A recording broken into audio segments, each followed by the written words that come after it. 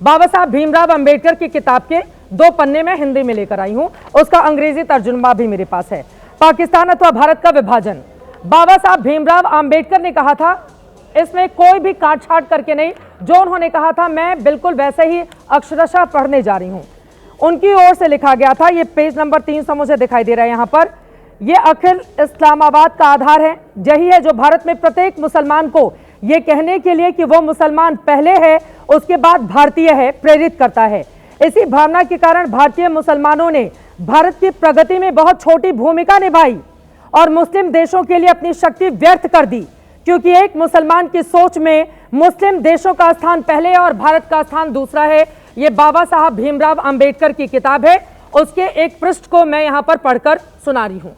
ये कुछ लोगों के लिए जानना और समझना इसलिए जरूरी है, जब आप वंदे मातरम में काट छाट करवा चुके हैं आजादी के पहले ही, उसके बाद 2 शब्द वंदे मातरम जो देश का राष्ट्रगीत है, जो किसी पार्टी से नहीं जुड़ा हुआ है, देश के राष्ट्रगीत को कहने में आपको शर्म आती है, आप उसको धर्म से जोड़ते हैं। ऐसे लोगों पर शर्म आनी चाहिए। के शर्मा जी, के शर्मा जी, के शर्मा जी, के शर्मा जी अपनी बात रखेंगे, फिर वारिस पठान जी के पास जाऊंगी। के शर्मा जी। देखिए चित्रा जी, आपने मदनी के बयान से इस डिबेट का शुभारंभ किया। मदनी ने बोला क्या है? अभी मुमताज आलम उस पूरी बात को खाने की कोशिश कर रहे हैं। मदनी ने वंदे मातरम का जिक्र करते हुए ये कहा कि मुर्दा कौम स्वीकार करती है और जिंदा कौम खिलाफत करती है और हम लड़ेंगे। ये वंदे मातरम के संदर्भ में मदनी का बयान है। और यही नहीं, उन्होंने देश के सर्वोच्च न्यायालय का अपमान करते हुए कहा कि सर्वोच्च न्यायालय तो है पर सर्वोच्च नहीं, वो राम मंदिर के फैसले के संदर्भ में था। तो जो व्यक्ति इस तरह से भावना भड़का रहा है और इस तरह से मुस्लिम कट्टरपंथी लोगों को उकसाने की कोशिश कर रहा है, मुमताज आलम बैठ के उसका समर्थन कर रहे हैं और ये कह रहे हैं कि उन्होंने कहाँ वंदे मातरम का विरोध किया, हम तो वंदे मातरम कहने को तैयार हैं। उनका सीधा पूरा बयान पढ़ लो मुमताज आलम, आप पढ़ के आप कह रहे हो मैंने प्रेस रिलीज पढ़ा, उनके पूरे भाषण की बाइट यदि चित्रा जी हो सके तो एक बार सुना दीजिए क्या कहा उन्होंने वंदे मातरम को लेकर। तो ये सीधा सीधा विरोध है। सर्वोच्च न्यायालय पर टिप्पणी करना और उसकी सर्वोच्चता पर प्रश्न उठाना, ये कहीं ना कहीं शरिया कानून को लागू करने की मानसिकता है इनकी। अभी ये कह रहे हैं हम तो जी सबको मानते हैं और दीन से हमारा जो देश अलग हो सकता है, दीन अलग नहीं हो सकता। तो आप भारत के सर्वोच्च जो है संविधान को कैसे मानेंगे? क्योंकि आप तो शरिया को मानते हैं, आपकी तो सोच शरिया की है। तो इस तरह के बेतर्क की बातें करने से कोई फायदा नहीं। के शर्मा जी, आप इस बात को स्वीकारिए कि हम भारत के संविधान को मानते हैं। वो भी बोल रहे हैं कि वंदे मातरम वफादारी का सर्टिफिकेट नहीं है। आप इस नहीं, हम भी नहीं कह रहे हैं कि आप वफादारी की सर्टिफिकेट की आवश्यकता है, लेकिन भारत वंदे भारत मातरम जिसको देश के शहीदों ने गाते गाते फांसी पे चढ़ गए, जिन्होंने अपना आत्म बलिदान कर दिया, जिन्होंने इस मंत्र को लेकर भारत को आज़ाद कराया, जिस आज़ादी की सांस में आप भी जी रहे हो, तो कम से कम उस वंदे मातरम शब्द का सम्मान करना सीखो। कम से कम उस वंदे मातरम शब्द का सम्मान करो, उसको अपमानित क्यों कर रहे हो? आपकी सोच ये है, उस समय हिंदू हो मुसलमान हो, तमाम ऐसे उदाहरण जो है हमारे इतिहास में भरे पड़े हैं जिसमें हिंदू मुसलमान सबने वंदे मातरम को गाया है। और आज आपको वंदे मातरम से जो है एतराज हो गया। आज आप कहते हो कि ये पूजा पद्धति है, ये माँ दुर्गा की वंदना है या फलाना है। इस तरह के छोटे कुतर्क करके कोई लाभ नहीं। अब जिसको आप देश के लिए सोचिए, वो देश के लिए अपना तो करेगा ही जो है त्याग करने की बात सोचिए। हाँ, जिन लोगों को जय फिलिस्तीन और से होगा आप प्यार, जब तक वो तो वंदे मातरम का इस तरह से विरोध करेंगे तो आप हमेशा प्रश्न के घेरे पर ही खड़े रहेंगे। और यही बात मैं कांग्रेस के लिए भी कहना चाहता हूं। आज ये जितनी कवायद कर रहे हैं वंदे मातरम के संदर्भ में, मैं तो प्रधानमंत्री जी को जो है शुभकामना देना चाहता हूं, बधाई देना चाहता हूं कि 150 वर्ष हो गए चित्रा जी वंदे मातरम को जो है रचना किए हुए। आज 150 और 75 वर्ष हो गए स्वतंत्र भारत के। ठीक है, 75 और 150 वर्ष में पहली बार सदन के अंदर वंदे मातरम की चर्चा हो रही है। लोगों को ज्ञान मिल रहा है कि वंदे मातरम है क्या। ठीक है, बहुत से लोगों को जानकारी नहीं अब थी, बहुत उनको सारे पता और चला मेहमान ये हैं। वो मंत्र है जिसको किसने लिखा। ठीक है। और मुझे एक बात कहने में कोई संकोच नहीं कि इतने ऐतिहासिक क्षण में, इतने ऐतिहासिक अवसर पर कांग्रेस पार्टी का प्रतिपक्ष का नेता जो है वहां सदन से गायब रहता है। ठीक है, उसको सम्मान नहीं दीपक आता। झा जी इसका जवाब उसको देंगे, लेकिन राष्ट्रपति पहले के यहाँ वारिस पठान रोटी जी से खाने के टिप्पणी लिए ले लेती हूँ। रूस ठीक है। के उससे मिलने के लिए तो प्रतिपक्ष का नेता है। ठीक है, तो आप लेकिन लोगों ने वो बुलाया तो नहीं जो था। है यदि सदन के अंदर जब चर्चा चल रही हो उस समय वो गैर हाजिर रहना ठीक ये है, अपमान है। दीपक झा जी इसका जवाब देंगे, वंदे लेकिन मातरम, पहले वारिस वंदे पठान जी के मातरम पास जाते हुए, वारिस इस पठान जी तरह क्या का दिक्कत हो ला गई? के आज ऐसे लोगों को आवाज ठीक दिया है है, इन्होंने। ठीक है, वारिस पठान जी क्या दिक्कत हो गई वंदे मातरम से? अरे बाबा साहब भीमराव अंबेडकर की रोज दोहा याद देते रहे, इसीलिए मैं पूरी किताब के पन्ने ही उनके लेकर आ गई वारिस पठान जी आपके लिए। अब बाबा साहब भीमराव अंबेडकर जिस संविधान सभा में शामिल होकर वंदे मातरम को देश का राष्ट्रगीत कहवाने के लिए हामी भरते हैं, उस वंदे मातरम से आप लोगों को इनकार है। वारिस पठान जी देखिए चित्रा जी, बड़ी अच्छी बात है आपने डॉक्टर भीमराव अंबेडकर साहब की बात की, वहाँ पे भी आएंगे। पहले सबसे पहले तो मैं ये बात बता दूं, जो इतना चिल्ला के बीजेपी वाले गला फाड़ के बोल रहे थे ना, देखिए वंदे मातरम नेशनल सॉन्ग है, इसका हम आदर सम्मान करते हैं, लेकिन आप किसी को ये बोलो कि यही बोलना ज़रूरी है, ये गलत है। ये नेशनल सॉन्ग है, नेशनल एंथम नहीं है। पहले तो आपको इसका फर्क मानना पड़ेगा। भारत देश से जितना प्रेम मेरे को है ना चित्रा जी, यकीन मानिए उतना आपको नहीं है। गारंटी के साथ बोल रहा हूँ, चैलेंज करके आपको बोल रहा हूँ। अरे हम वो लोग हैं जिन्होंने जिन्ना की 2 नेशन थ्योरी को ठुकरा दिया, और आज हम हमारे भारत देश के अंदर बाय बर्थ और बाय चॉइस रह रहे हैं, और हमको प्राउड भारतीय मुसलमान बोलते हैं अपने आप को। हमारे लोग शहीद हुए थे चित्रा जी देश की आजादी के लिए। आपके लोग और आरएसएस के लोग का क्या योगदान था देश की आजादी में? 0। अरे आप वो लोग हैं चित्रा जी जिन्होंने हमारा 52 साल तक तिरंगे का अपमान किया, आरएसएस के हेडक्वार्टर पे नहीं ले रहा। बात है, क्या जवाब है इसका आपके पास? कुछ नहीं। अब आपने बात की, मैं तो अपनी बात करूंगी नहीं, मैं तो वारिस पठान जी बाबा साहब अम्बेडकर की बात करूंगी।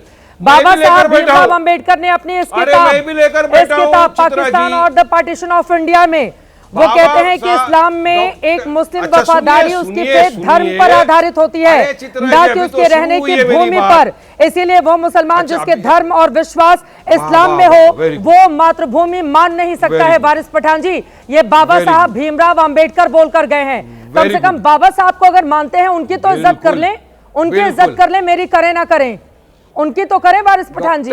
अच्छा, सुनिए चित्रा जी, नहीं, मैं तो आप महिलाएं आपकी इज्जत करता हूं, लेकिन डॉक्टर बाबा साहेब अंबेडकर साहब की मैं बहुत इज्जत करता हूं, इसीलिए उनका संविधान लेके मैं भी बैठता हूं जी। संविधान की आपने बात किया, लेकिन आपने संविधान का आर्टिकल 19 नहीं पढ़ा। हाँ। संविधान का आर्टिकल 25 आपने नहीं पढ़ा। हाँ। आपके पास टाइम नहीं होगा शायद, बिल्कुल टाइम है, पूरा संविधान पढ़ा हुआ है। संविधान का आर्टिकल 19 क्या बोलता है, जरा पढ़ लीजिए ना। अरे पढ़ो चित्रा जी, पढ़ने से नॉलेज बढ़ता है, मेरे को फायदा नहीं होगा, आपको फायदा होगा। अभिव्यक्ति की स्वतंत्रता देता है, बताती हूं मैं वारिस पठान जी। संविधान का अनुच्छेद 19 अभिव्यक्ति की स्वतंत्रता देता है। पढ़ के नहीं, धर्म के आधार पर पढ़ता रही हूं, मेरे पास कौन सा टीवी है? और आर्टिकल 25 क्या बोलता है? धार्मिक स्वतंत्रता देता है आर्टिकल 25। आर्टिकल 25 क्या बोलता है? आर्टिकल धार्मिक स्वतंत्रता देता है आर्टिकल 25। अब बैठ के सारा आर्टिकल के बारे में पढ़ाती रहूंगी, बाकी मेहमान उठकर चले जाएंगे। लीजिए, अरे कोई नहीं जाता चित्रा जी, सब सुनेंगे। वारिस पठान तथ्य पे बोल रहा है, सबको मजा आता है सुनने में, सबको नॉलेज देता हूं मैं, और बराबर आरएसएस का एजेंडा का पर्दाफाश करता हूं। हाँ। सबको मालूम है। अब सुनिए, जरा प्यार से सुनिए चित्रा जी। आर्टिकल 19 और 25 क्या बोलता है? Right to practice religion, freedom of speech. अगर ईमान इस्लाम में कोई ऐसी चीज है कि हम सिर्फ एक ही चीज मानते हैं, ला इलाहा इल्लल्लाह, there is only one god, हम उसके साथ किसी और की वंदना नहीं करते। माँ को बहुत चाहते हैं, माँ के कदमों के नीचे जन्नत है, किसकी हम उससे वंदना प्रेम करवाई जा रही है? करते हैं, किसकी आरती उतारवाई जा रही है? वारिस पठान जी, अगर देश में नहीं हो तो हमारे वंदे मातरम में किसकी आरती पेट्रोलिज्म उतारवाई जा रही है आपसे? वो चैलेंज करेंगे। पूरा देश सुनता है तुमको, तुम्हारा मोहल्ला नहीं सुनता। तू तड़ाक नहीं, तू तुम्हारा मोहल्ला नहीं। बोलिए, तुम क्या मतलब जा रहे हो यहाँ? तू तड़ाक नहीं, तू तड़ाक बैठ के। नहीं, तू तड़ाक नहीं। के शर्मा जी, तू तड़ाक नहीं। ए भाई, ओ भाई, कौन है भाई ये तू तड़क वाला? कौन है? नहीं, अरे बदतमीजी पे हम आ गए तो फिर तू तड़क का फिर क्या होगा देख लेना। हाँ ओ भाई, उतना ही बोलो जितना चित्रा जी ने सवाल किया है। पर्सनल पे नहीं आना, अपने मोहल्ले में जाके दिखाया कर। पर्सनल पे आ जाऊंगा, फिर भागेंगे तू माइक निकाल के। मत दिया कर। ए चुप बैठ के, दिमाग मत खराब कर मेरा, मत दिया कर। तेरे दिमाग मत खराब कर मेरा। आके चले गए यहाँ, यहाँ ज्ञान ऐसे तू मत दे अगर मैं धमकी मेरे को, बकवास कर रहा है बैठ तू होता कौन है मेरे को कुछ भी बोलने वाला। बात कर रहा हूं महिला से, चित्रा जी से, एंकर से बात कर रहा हूं, बीच में तू आ गया, मेरे को तू तड़क से बात करेगा। अपनी अपनी बारी में बोलेंगे। हाँ, तू दे रहा है धमकी मेरे को क्या? तू धमकी किसको दे रहा है यहाँ पे? अपनी बारी में, अपनी अपनी बारी में, मेरी बारी है, अपनी मैं बोल रहा हूँ बीच में आके धमकीबाजी और तड़क से अल्फाज इस्तेमाल करना। क्या चित्रा जी बीजेपी के प्रवक्ता को इसलिए बुलाते हो आपके यहाँ पे तू तड़क से बात करे? बात तुमने की ये है। बीजेपी की संस्कार है, ये आरएसएस के संस्कार है, ये हमको राष्ट्रवाद सिखाएंगे, ये नेशनलिज्म सिखाएगा, ये पेट्रियटिज्म सिखाएगा। मातरम में क्या दिक्कत हो गई वारिस पठान जी? जय फिलिस्तीन का नारा लगाने वालों को वंदे मातरम में क्या दिक्कत हो गई? कौन कह रहा है आरती कीजिए आप इस उठाकर किसी की? उसमें लिखा है क्या आरती करना है किसी की? मैं बोल रहा हूँ क्या मुझे दिक्कत है? हाँ। मैं कहाँ बोल रहा हूँ? क्यों नहीं बोलेंगे फिर आप? कि मुझे दिक्कत है, क्यों नहीं मैं तो बोलेंगे बोल रहा हूँ, फिर आप? पढ़िए ना, बोलिए वंदे मातरम फख्र से। जबरन जो कर रहे हैं ना, हाँ। मैंडेटरी। जब सुप्रीम कोर्ट ने हाँ। विजय एमैन्युअल के केस में साफ रीत से नेशनल एंथम और नेशनल सॉन्ग के बारे में कहा है, हाँ। एक स्टेप आगे जाकर कि नेशनल एंथम देखो हम खुशी खुशी पढ़ते, जन गण मन अधिनायक जय भारत भाग्य विधाता, पूरा नेशनल एंथम जहां मौका मिलता है खड़े पढ़ते होकर हैं, खुशी पढ़ना से चाहिए, पढ़ते हैं, ठीक है। अभी मत जिगर पढ़िए, फाड़ वरना के खड़े पढ़ते, होकर बड़ी पढ़िए। खुशी होती है हमको ठीक है। पढ़ने के लिए। जी। खड़े होके पढ़ते हैं। हाँ। अरे खड़े होके पढ़ते हैं, पूरे सम्मान के साथ पढ़ते हैं हम लोग।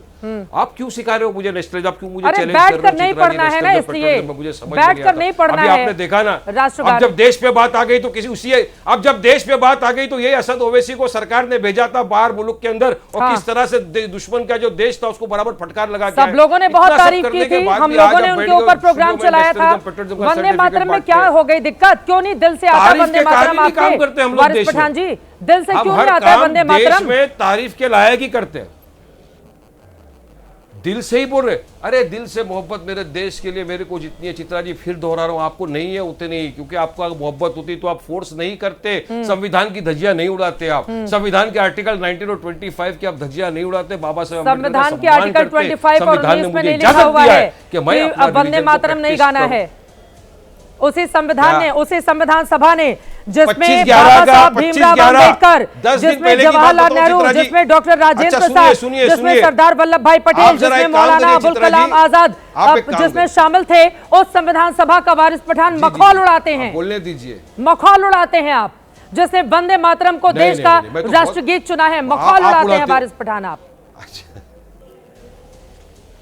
हम तो मान रहे हैं वंदे मातरम को देश का राष्ट्रगीत सुनाए, हम उसका आदर सम्मान करते हैं। चित्रा जी जरा एक काम करिए ना, राज्यसभा के सेक्रेटरीट के अंदर एक फोन लगाइए और उनको पूछिए कि 25/11 के दिन आपने एक सर्कुलर निकाला था, वो सर्कुलर में आपने क्यों यह लिखा था कि वंदे मातरम और जय हिंद नहीं बोलना चाहिए, पार्लियामेंट का डेकोरम खराब होता है। चलिए लगाइए फोन, बोलिए कि मैं चित्रा त्रिपाठी बोल रही हूँ, मैं संविधान को बहुत मानती हूँ। आपने कैसे लिखा ये? भी कर दिया गया। मैं आपको बता रही हूँ, आपको जानकारी नहीं है, वो पहले से चला रहा था। क्यों था फिर? क्यों था? 11 साल से तो मोदी की सरकार सत्ता में है ना, पत्रकारिता आप भी कर रहे हो 11 साल से, तो क्यों था वो?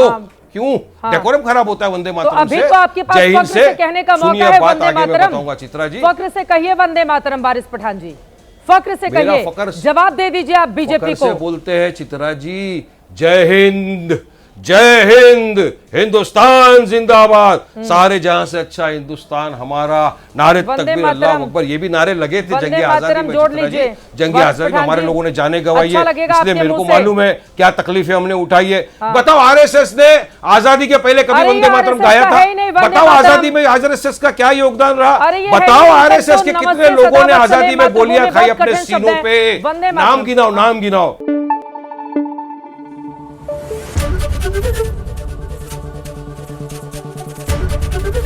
एबीपी न्यूज आपको रखे आगे।